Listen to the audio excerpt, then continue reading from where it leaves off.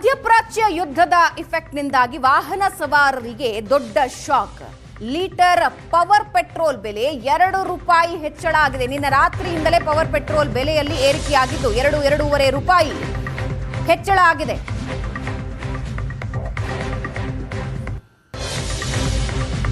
Litre ಪೆಟ್ರೋಲ್ಗೆ 110 ರೂಪಾಯಿ ಇತ್ತು, ಈಗ 112.5 ರೂಪಾಯಿಗೆ ಬಂದಿದೆ. ಸಾಮಾನ್ಯ ಪೆಟ್ರೋಲ್ ಬೆಲೆಯಲ್ಲಿ ಇದುವರೆಗೆ ಯಾವುದೇ ವ್ಯತ್ಯಾಸ ಆಗಿಲ್ಲ. ಪವರ್ ಪೆಟ್ರೋಲ್ ಅಂದ್ರೆ ಪ್ರೀಮಿಯಂ ಪೆಟ್ರೋಲ್ ಹಾಕಿಸ್ಕೊಳ್ತಿರಲ್ಲ, ಅದರಲ್ಲಿ 2.5 ರೂಪಾಯಿ ಹೆಚ್ಚಳ ಆಗಿದೆ, ಜಾಸ್ತಿ ಆಗಿದೆ.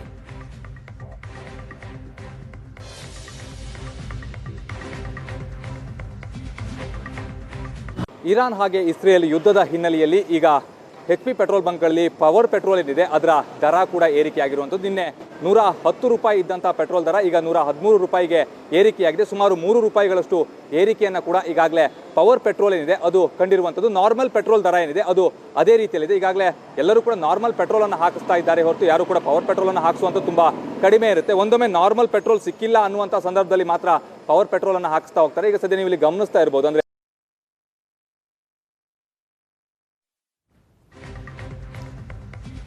ಪವರ್ ಪೆಟ್ರೋಲ್ ಮಾತ್ರ 2.5 ರೂಪಾಯಿ ಜಾಸ್ತಿ ಆಗಿದೆ.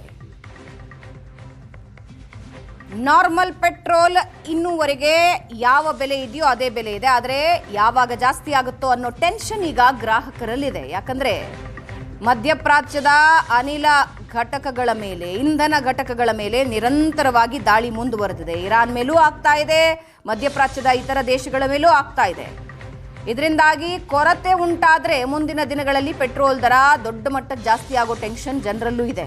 ಆದರೆ ಸದ್ಯಕ್ಕೆ ಪ್ರೀಮಿಯಂ ಪೆಟ್ರೋಲ್ ಯಾರು ಹಾಕಿಸ್ಕೊಳ್ತಾರಲ್ಲ ಅವರಿಗೆ ಪ್ರತಿ ಲೀಟರ್ಗೆ 2.5 ರೂಪಾಯಿ ಜಾಸ್ತಿ ಆಗಿದೆ. ಪವರ್ ಪೆಟ್ರೋಲ್ ದರ ನಿನ್ನೆವರೆಗೂ ಇದ್ದಿದ್ದು 110 ರೂಪಾಯಿ 97 ಪೈಸೆ ಅಥವಾ 110.5 ರೂಪಾಯಿ ಇತ್ತು. ಈಗ 113 ರೂಪಾಯಿಗೆ ಬಂದು ನಿಂತಿದೆ. 2.5 ರೂಪಾಯಿ ಜಾಸ್ತಿ ಆಗಿದೆ. ರಾತ್ರಿಯಿಂದಲೇ ಪವರ್ ಪೆಟ್ರೋಲ್ ಬೆಲೆಯಲ್ಲಿ ಏರಿಕೆಯಾಗಿದೆ.